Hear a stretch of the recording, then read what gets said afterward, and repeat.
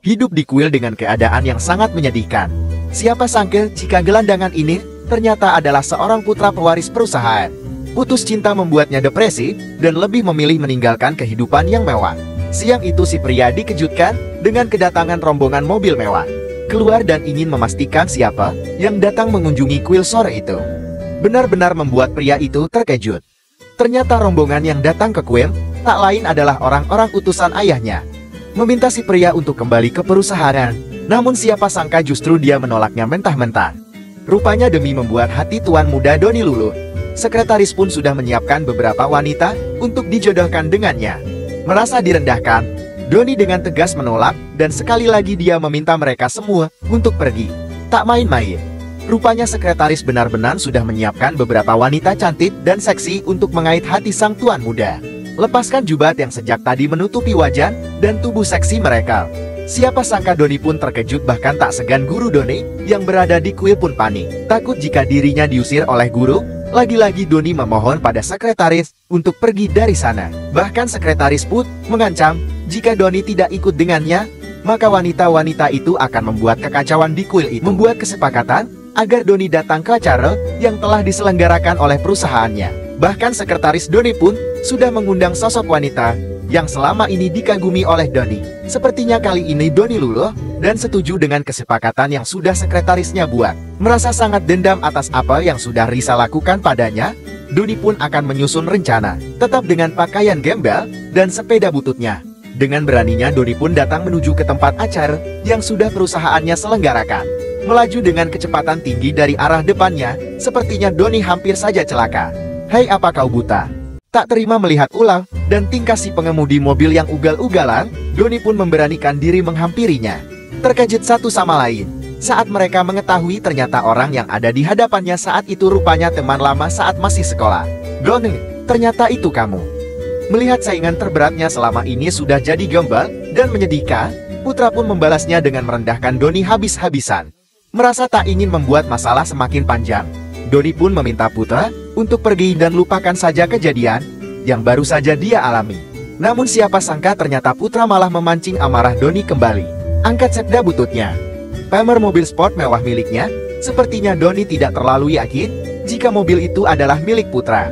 Bahkan tak segan-segan putra meremehkan dan merendahkan Doni tanpa memikirkan perasaan Doni sedikit pun. Tidak peduli dengan omong kosong putra, Doni pun mengatakan jika putra hanyalah pria penipu. Tak terima direndahkan Doni, akhirnya keduanya pun berkelahi. Untuk pertama kalinya setelah bertahun-tahun lamanya tak bertemu dengan Risa, putra serta Doni pun terkejut dan terpesona melihat kecantikan Risa. Menyapa keduanya dengan suara yang sangat lembut. Sepertinya putra benar-benar sangat tersanjung. Berpikir jika Risa sudah berubah dan tidak lagi sombong. Rupanya perkiraan Doni sangat salah. Ternyata Risa masih saja matre dan memandang seseorang hanya dari uang dan hartanya saja. Tak terima diremehkan, Doni pun dengan tegas mengatakan jika penglihatan Risa dan juga temannya sudah tidak baik. Merasa risih melihat penampilan Doni, putra pun meminta Doni untuk pergi meninggalkan tempat itu. Berjalan ke dalam gedung dan acara tersebut, siapa sangka ternyata Doni pun berani masuk dan menginjakan tempat terhormat itu dengan penampilannya yang sangat memalukan. Seolah tak peduli dengan hinaan dan cacian dari Risa, Doni pun tetap tenang dan lebih banyak tersenyum saja. Risa yang sombong dan berpikir jika putra adalah orang yang sangat kaya raya pun, dengan beraninya Risa meminta semua orang untuk berhati-hati meminta semuanya untuk mengusir Doni. Semua tamu yang selama ini belum mengenali siapa tuan muda grup Wijaya pun percaya dengan ucapan Risa. Putra yang sombong pun semakin besar kepala dan terlihat belagu. Dia itu hanya gembel yang bau. Menghasut semua tamu untuk membenci Doni serta meminta semua orang yang ada di dalam ruangan jangan ada yang mempercayai Doni. Muak melihat kesombongan Risa, sepertinya Doni murka dan mulai tidak tahan dengan sandiwara yang sedang dia mainkan. Melihat semua orang sudah tak ada lagi yang mempercayainya, Doni pun terlihat sangat kecewa. "Kau pikir bisa membodohi kami semua?" Menyesal sudah datang ke acara tersebut, Doni terlihat sangat ingin membalas semua kekecewaan yang dia alami hari itu. Bahkan tak segan-segan Doni mengungkapkan perasaan kecewanya pada Risa dan juga putra. Melihat Risa yang sangat marah, Dina pun menahannya agar tidak membuat suasana semakin panas. Tunjukkan kehebatannya, putra pun mengeluarkan kartu emas miliknya sebagai bukti jika putra adalah tuan muda kaya raya. "Kalian lihat ini baik-baik dan buka mata lebar-lebar." Merasa sangat memalukan, Doni pun hanya menghela nafas. Sepakat melihat putra yang bisa buktikan siapa dirinya, semua kolega di sana pun meminta Doni untuk pergi. Doni pun hanya bisa tertawa, menganggap jika putra memiliki kartu emas lantas dia adalah penguasa dunia yang harus semua orang hormati. Tak terima jika Doni meremehkan putra, Risa pun membentak dan meminta Doni untuk diam. Sudah cukup Donu, berhenti membuat masalah di sini. Tak memaksa siapapun untuk percaya dengan ucapan Doni, Doni hanya minta semua orang untuk membuka pikiran mereka. Tutup mulutmu dasar bajingan miskin.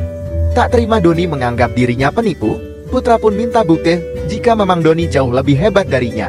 Maka Doni harus tunjukkan kuasanya di acara itu. Kalian lihat ini baik-baik. Mengejutkan semua orang, ternyata Doni membawa kontrak kerja bernilai triliunan yang semua orang ingin dapatkan malam itu. Putra yang tidak yakin pun sangat marah, sehingga dia merampas dan merebutnya dari tangan Doni.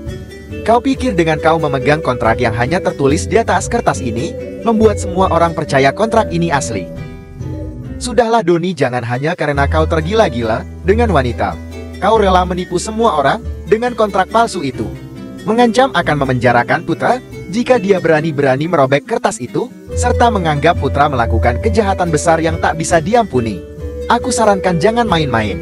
Benarkah aku takut sekali? Kalau begitu ayo kita buktikan itu semua.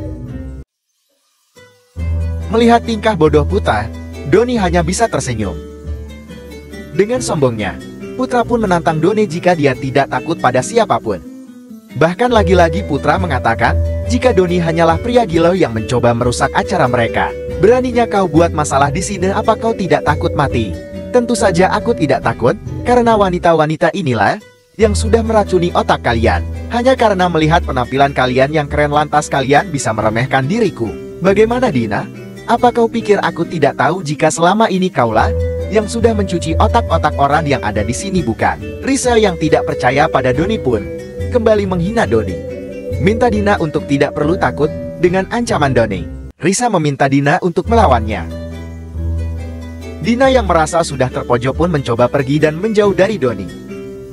Putra pun ambil kesempatan untuk menyalahkan Doni atas hinaan yang sudah dia berikan pada Dina.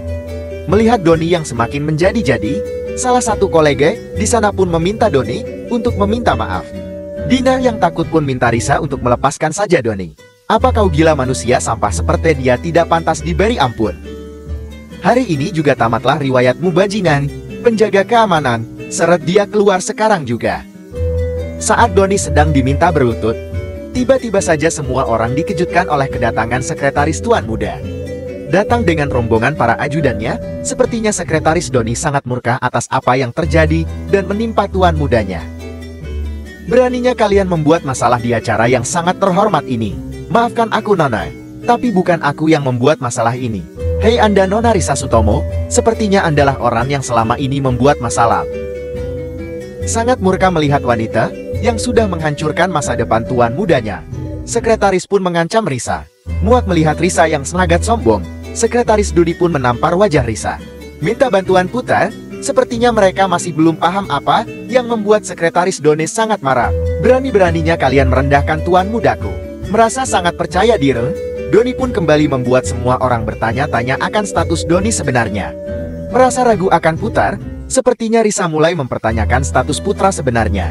Belum sempat menjelaskan apa-apa tentang dirinya, tiba-tiba saja sekretaris Doni pun menampar wajah putra. Mulai mempertanyakan dalam hati apa benar jika Doni adalah Tuan Muda yang sebenarnya, membuat putra sangat khawatir. Jika benar Doni adalah Tuan Muda yang sebenarnya, artinya kau sudah menipu kami semua. Mulai meragukan putar, sepertinya semua orang mulai gelisah dan sangat khawatir. Risa yang sudah hampir tak mengenali wajah Doni pun mulai memperhatikan wajah Doni dengan seksama. Putra yang merasa terpojok pun dengan penuh emosi menunjukkan giok putih miliknya. Kalian lihat benda apa yang aku bawa ini. Bukankah ini milik putra mahkota? Benar hanya bangsawanlah yang memiliki giok putih ini. Lagi-lagi putra merasa jika dirinya menang dari Doni.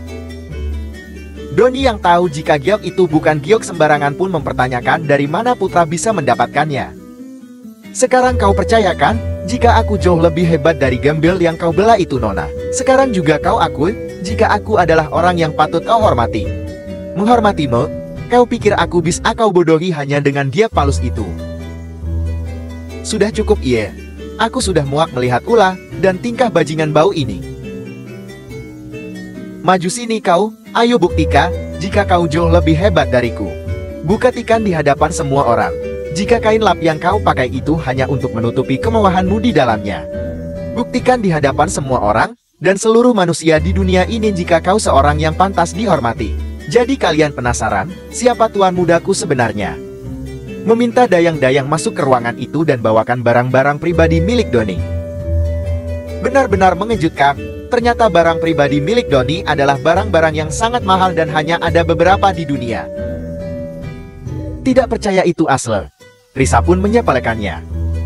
Tak bisa melawan, Doni pun akhirnya pasrah melepaskan jubah yang selama ini sudah melekat pada dirinya selama bertahun-tahun. Minta bantuan seorang wanita untuk melepaskan pakaian Doni dan menggantinya dengan barang-barang mahal. Mengenakan pakaian seksi dan terlihat sangat anggun, wanita itu pun membantu Doni untuk merubah penampilannya menjadi lebih baik. Masuk kembali ke ruangan itu dan berjumpa kembali di hadapan semua orang. Doni benar-benar terlihat seperti orang yang sangat berbeda. Bahkan semua wanita yang ada di dalam gedung itu pun sangat kagum akan ketampanan Doni. Doni benar-benar sudah membius semua wanita dengan ketampanan dan kemewahannya malam itu. Tak percaya jika pria yang sudah mereka rendahkan sejak tadi bisa terlihat sangat keren dan gagah, Dina dan Riz pun ikut tercengang. Bahkan tak segan Dina pun memuji ketampanan Doni seperti ketampanan putra Raja Inggris. Risa yang merasa sangat angkuh pun tetap tidak percaya jika Doni adalah orang kaya. Bahkan putra lagi-lagi berpikir jika semua barang yang Doni kenakan adalah barang-barang palsu.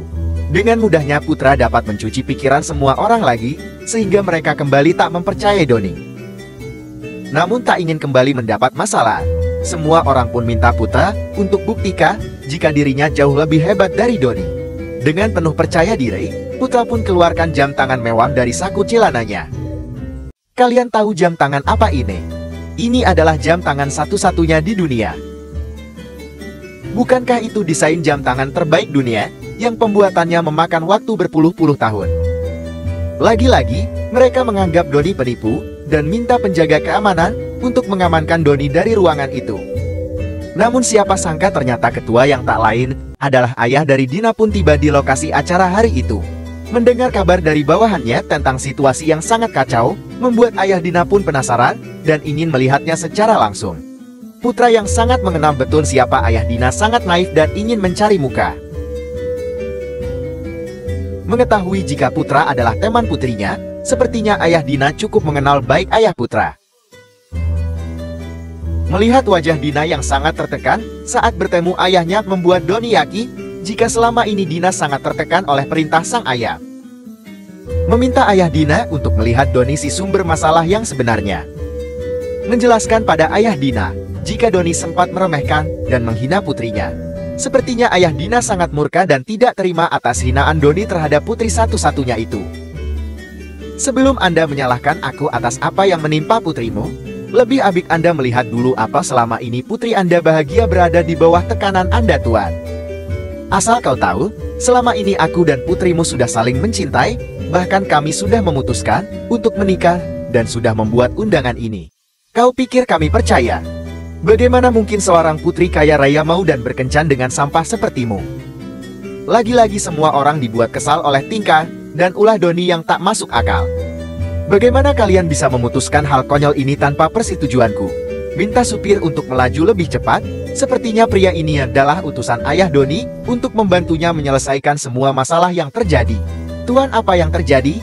Mengapa kita harus terburu-buru? Hati-hati, Tuan.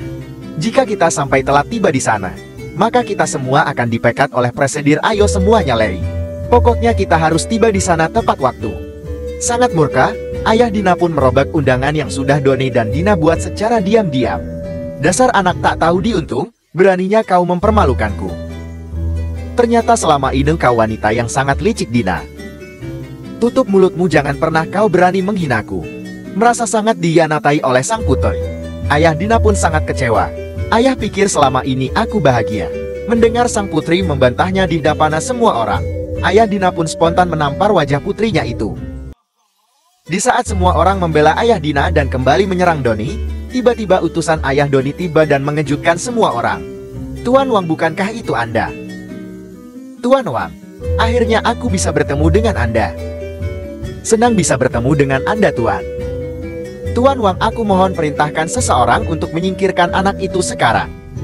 Merasa jika Tuan Wang bisa membuat Doni pergi dari sana, mereka pun kembali mentertawakan Doni. Menatap Tuan Wang dengan sinis, membuat Tuan Wang merasa bersalah dan ingin berlutut memohon maaf. Kesal dengan apa yang sudah mitra perusahaannya lakukan, Tuan Wang pun memukul kepala salah satu kolega dengan botol minuman. Akui kesalahannya, pria itu pun berlutut di hadapan Tuan Wang. Tuan Wang, apa yang terjadi pada Anda? Sepertinya pria ini masih belum mengerti juga, Tuan Wang. Tolong bantu aku untuk menjelaskan padanya. Kalian buka telinga kalian lebar-lebar. Pria yang kalian anggap sampah masyarakat ini sebenarnya adalah tuan muda grup genting yang terhormat. Tidak mungkin. Apa yang sudah aku lakukan? Aku benar-benar bodoh sekali. Hei kau putra bajingan, mau lari kemana kau hal? Putra yang sudah ketahuan bohongnya pun mencoba melarikan diri. Namun sayang dia tertangkap oleh ajudan Doni. Dasar bajingan, beraninya kau merendahkan atasanku. Benar sekali, ternyata kaulah biang dari masalah ini. Sejak awal, aku tidak akan lepaskan dirimu, dan akan kupastikan kau membusuk di penjara. Mendengar ternyata putra sudah menipunya, sepertinya Risa benar-benar menyesal. Menyamar sebagai tuan muda dan menanggap dirimu adalah seseorang yang sangat disegani di kota ini. Tidak ingin karirnya ikut hancur, ayah Dina pun berlutut dan memohon. Tolong Nan, beri ayahmu ini kesempatan. Setelah apa yang kau lakukan padanya, bisa-bisanya kau minta diberi kesempatan. Minta Dina membantunya, sepertinya Dina sudah sangat kecewa pada ayahnya itu. Bukankah Anda sendiri yang terang-terangnya mengatakan tidak akan menganggap Dina sebagai putrimu lagi jika sampai Dina memilih Doni? Menyesal dengan semua yang sudah dia katakan pada Doni, ayah Dina pun menyalahkan dirinya sendiri. Minta Doni untuk memaafkan ayahnya, Doni pun menyetujuinya. Berikan kesempatan pada ayah Dina dan memaafkan kecerobohannya. Namun secara pribadi perusahaan menarik diri dari kerjasama yang sudah lama dibangun oleh keduanya. Terkejut mendengar keputusan yang diberikan membuat ayah Dina shock dan benar-benar tidak terima. Buka matamu Nah, aku ini ayahmu, tolong bantu ayahmu ini. Tak ingin merusak suasana hati mereka, Dina dan Doni pun umumkan bahwa mereka sepakat untuk menikah secepatnya. Rencana yang sudah dibuat sejak awal ternyata berhasil. Melihat siapa yang peduli padanya dan membalaskan dendam pada Risa pun akhirnya sukses. Doni pun kembali ke perusahaan dan menikah dengan Dina.